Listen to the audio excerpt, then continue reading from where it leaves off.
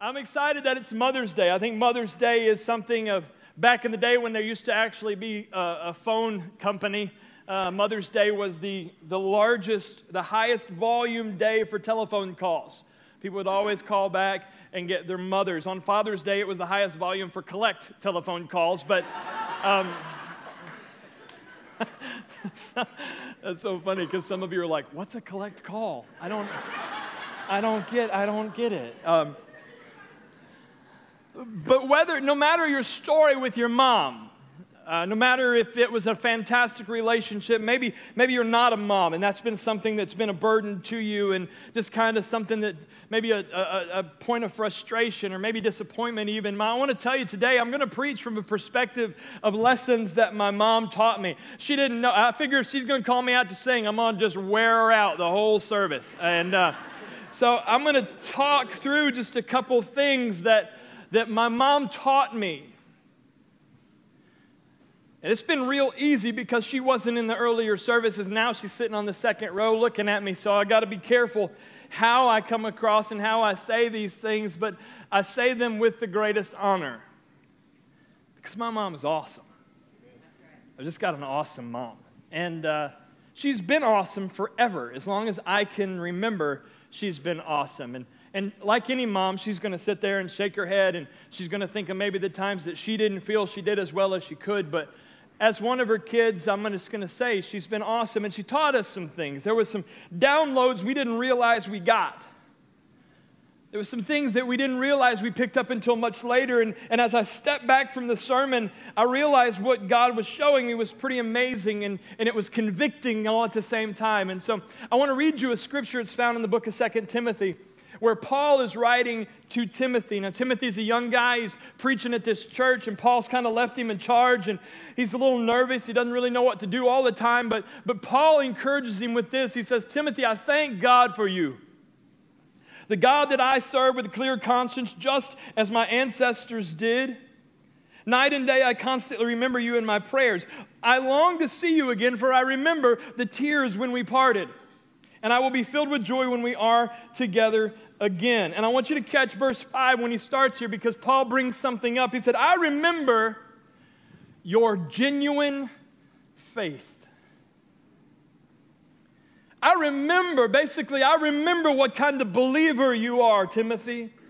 I remember what kind of man of God you were. I remember what kind of courage that you had and boldness you had. I remember this genuine faith that you had. For you share the faith that was first given to your grandmother, Lois, who then gave it to her daughter, Eunice.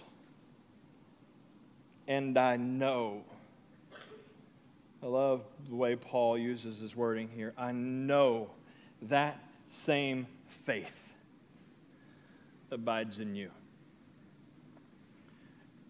The faith, if you were blessed enough to live in a home that had a godly mother, the things that you were taught, the download that happens from generation to generation ought to convict us. It ought to challenge you and I to make sure that what we are downloading into the next generation, and I use that term, just what are you passing on? What is this legacy that you have given to the ones that follow?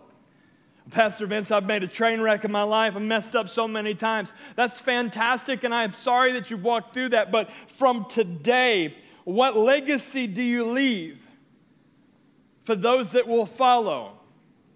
Not those that might, those that will follow the example that you and I leave. So today, as I unpack this, as I said, I want to give you just three things that Mom taught me. First of all, Mom taught me to believe that I could. She just taught me to believe that I could. You can do it. I haven't sang a song in 10 years. You can do it, Vince. You can do it. It may be horrible. You can do it. I was in the truck last night with Reed Parker, and Reed attends. We were driving, and I told him, I was like, "Reed, I'm sweating." He's like, what do you mean? I'm his pastor. I'm not supposed to. I said, "I'm sweating this song. If there were 27 million people here, I'd be just as comfortable preaching as if there were 2 people here preaching. Doesn't bother me at all. Singing, it's been a long time since I sang. And so I'm sweating." He said, "Well, it could be terrible."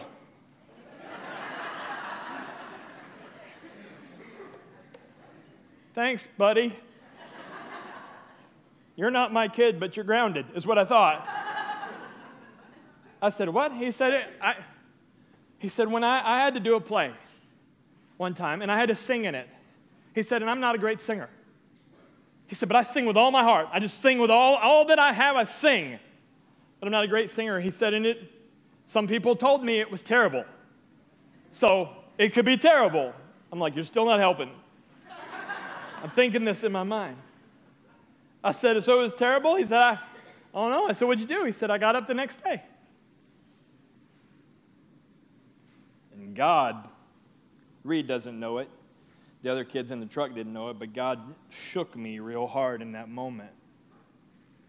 I said, how is it that a 17-year-old grasps this thing of failure and faith better than you do, and you preach it every Sunday? And I couldn't ground God, and so I just had to take what he gave me. And then he jumps back and he said, and anyway, it's your mom. Even if it's terrible, she's going to love it. She's going to love it. Mom taught me to believe that I could. So much so, it almost bordered on the line of ridiculous. When I was younger, I played a lot of baseball. And from the time I was little, there were always, Vince is going to play Major League Ball. He's going to play Major League Baseball. He's going to go play with the Cincinnati Reds or whoever. I would have rather played with the New York Yankees, but I didn't really get an option. Finally, I got old enough, and I was just kind of hey, it's not going to happen. I've got an average arm, an average bat. I'm okay, but I'm not that great at this game called baseball. I'm not like major league great. So I leave, I graduate, I move to Los Angeles, I come back. Mom and Dad have moved to Ohio, and it's a few years down the road. I haven't played baseball in a few years, and my mom calls me. I don't even know if she remembers this.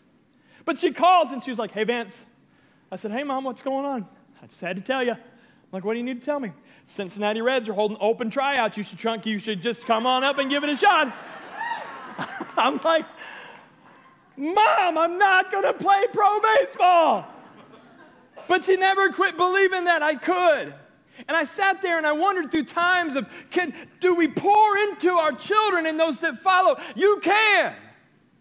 You can do this. You can win. You can succeed. Or do we just get stagnant going, well, that's good enough, I guess. They made it. Don't let your kids, don't let those that follow you just make it. When you have the ability and the power within you to encourage them to succeed at levels that you never did. You say, well, Vince, that's a great principle that your mom taught. What a momism that is. No, that's a scriptural concept. It's found in the book of Philippians that said, you can do all things through Christ Jesus who gives you strength. And this download that I thought my mom was giving me just because she was mom wasn't about her being mom. It was about her giving me the principles of Christ all my life. I'm saying you can do this. Get in shape.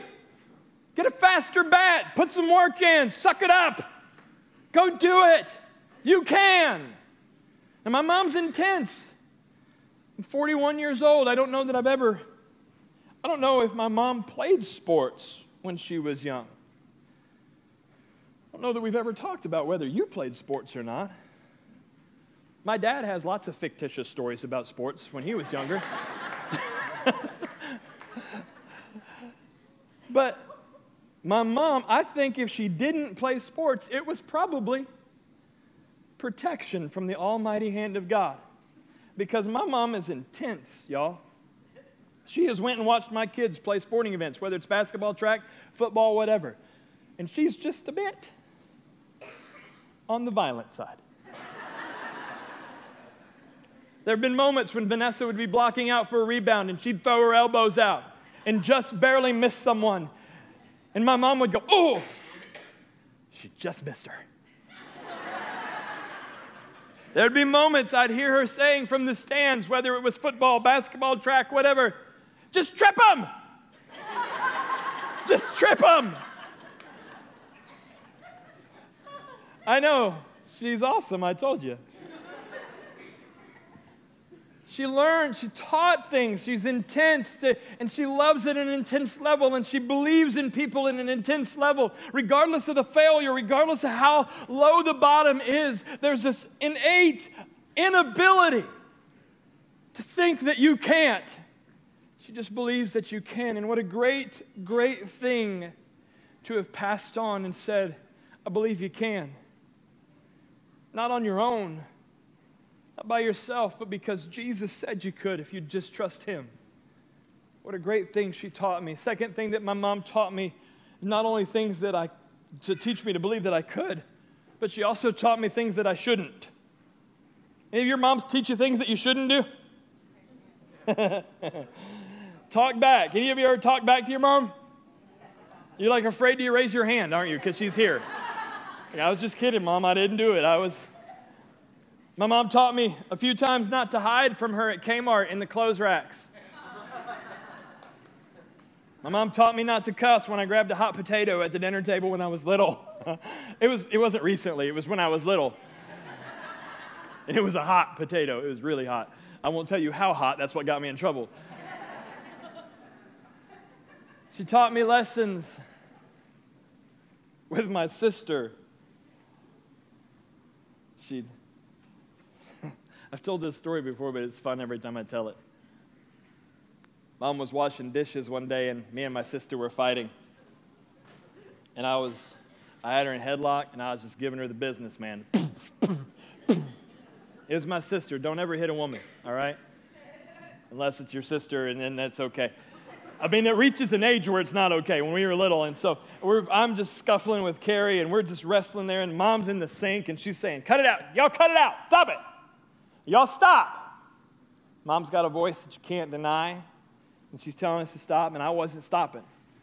She had locked me in my bedroom, and I wasn't having it, okay? And so I'm finishing the job down here, and Mom, stop it, stop it. And then she looked back, and what I realize now is that she was gauging distance. I didn't know that before. And with her hands in the sink, she said, and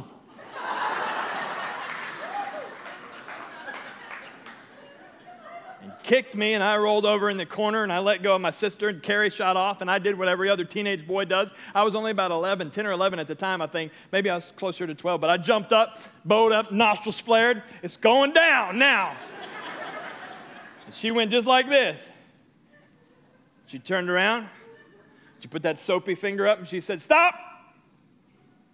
And she said two things to me. She said, if you hit me, you better pray I don't get up. And then she finished by saying, and that your father never comes home. And I backed away slowly and went to my bedroom. She taught me things. She taught me things I shouldn't do. You shouldn't smack your sister around. You shouldn't backtalk your mom. She taught me some things that I shouldn't do in my life. But one of the things that she taught me that I'm still working on, she taught me that I shouldn't neglect people.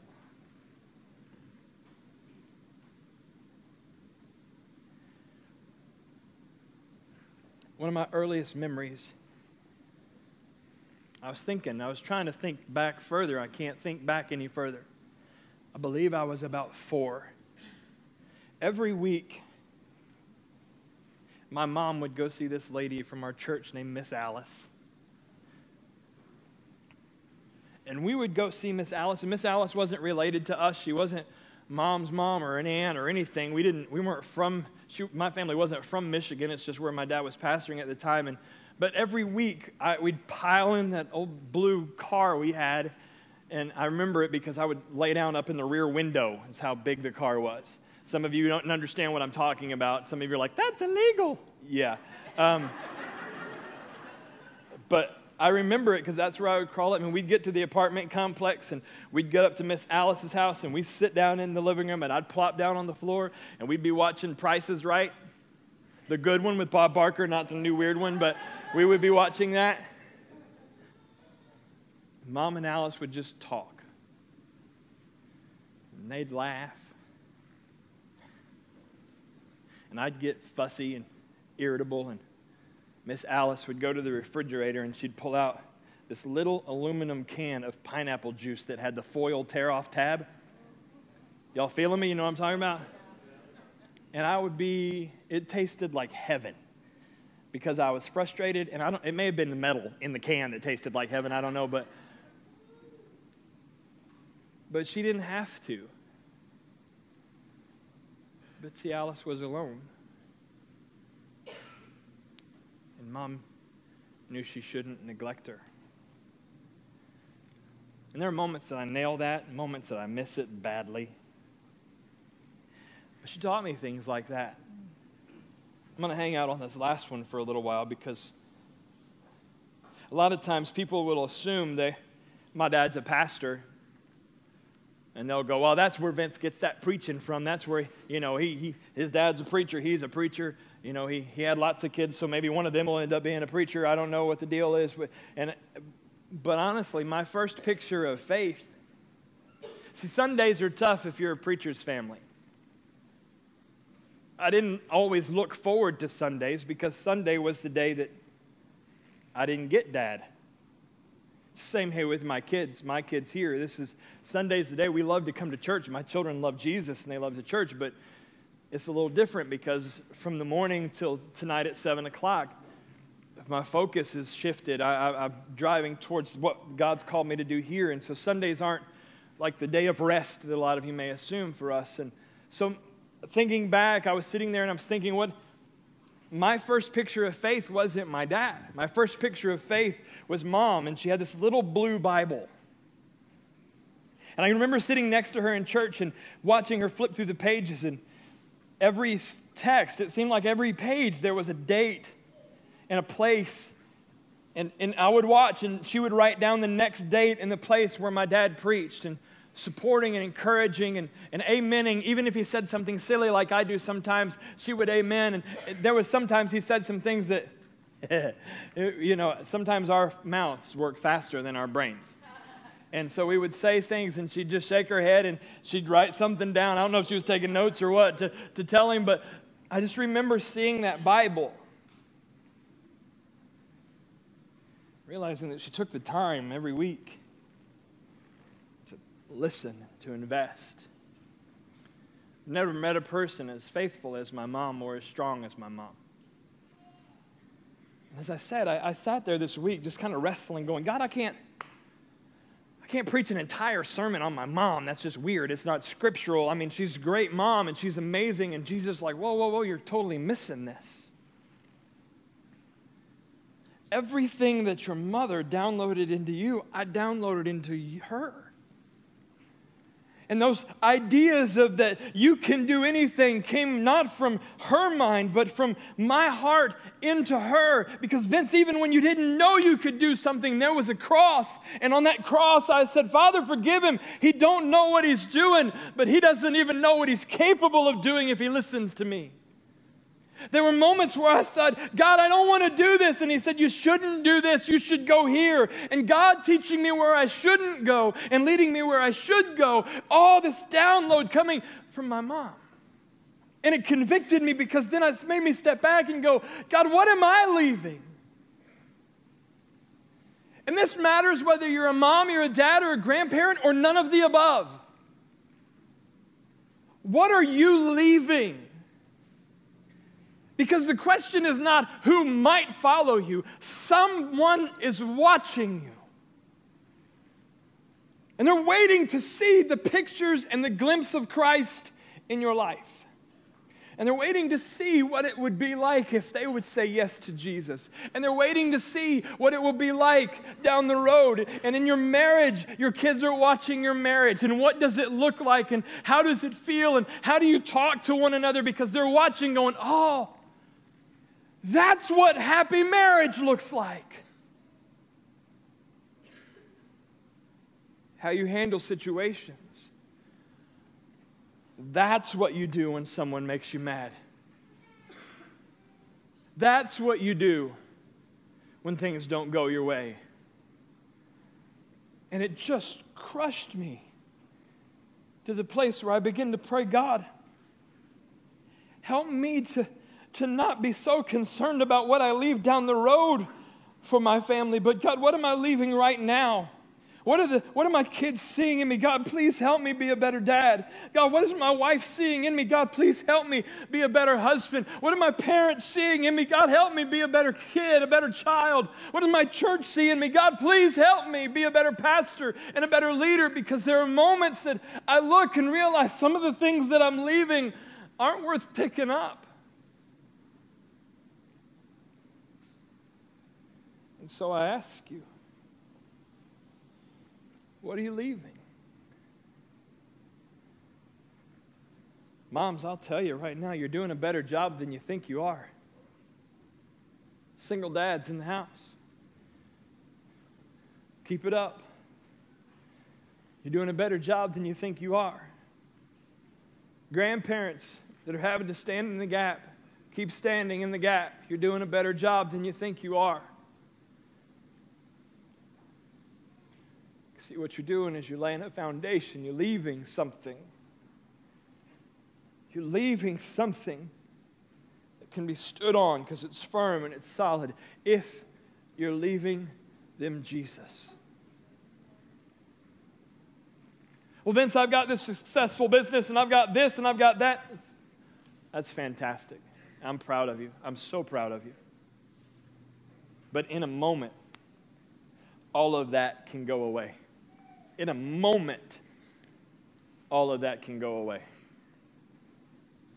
One wrong decision, and it's gone. What won't go away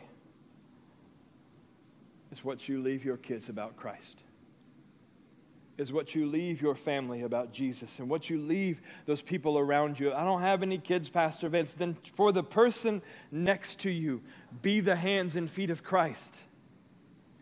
For the person behind you, in front of you, across the room from you, be the hands and feet of Jesus, because you may be the only one they see.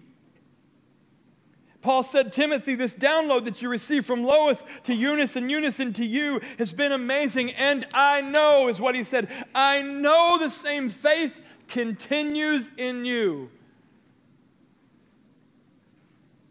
He knew it continued.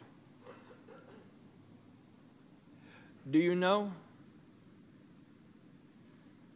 that the faith you have will continue beyond you?